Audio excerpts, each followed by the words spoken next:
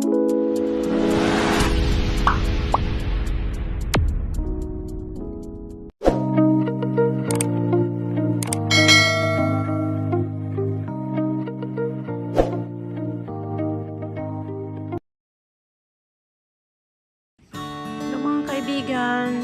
good morning. Ayan, nandito kami sa isang resort ito sa Norway. So kahapon kami pumunta dito, 5 kami dumating. So dito ngayon kami ngayon maliligo. Hindi masyadong maraming tao ngayon kasi September na ba. Pero pag talagang summer season, talagang maraming tao. Hindi kasi dito tahimik. Parang Boracay ito dito. Sa gitna ng kabundukan. So, napakaganda. Ang puti ng buhangin. Alam ngayon medyo tahimik. Nag-camping kami. So, dito kami nag-burn. Maraming tao din dito. Sa babaw.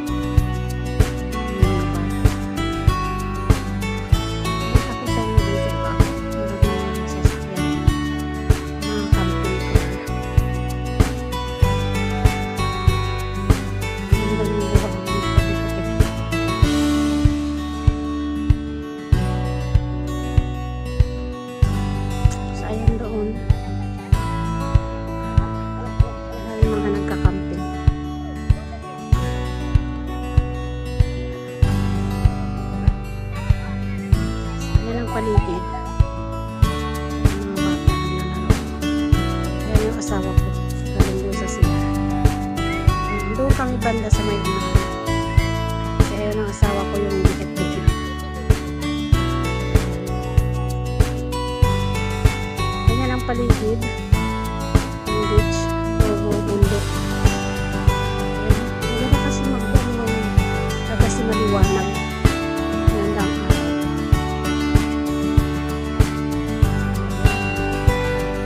Ngayon 22, grabe yung init. So, mainit na yun sa kanila. Sa atin, ano pa yan?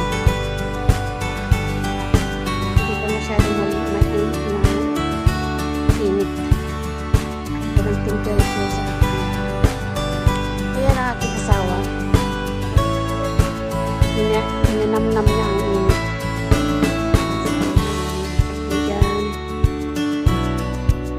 Boracay, Norway. Thank you pa sa aking mga subscriber, sa aking mga viewers. Thank you so much sa inyong suporta. Punta na ako dun sa ganyan. Tabi ng dagat. Kaya ang lalaki ng alon. Tingnan ko lang kung kakayanin ng katawan ko ng lamig. Maganda ng panahon na yan.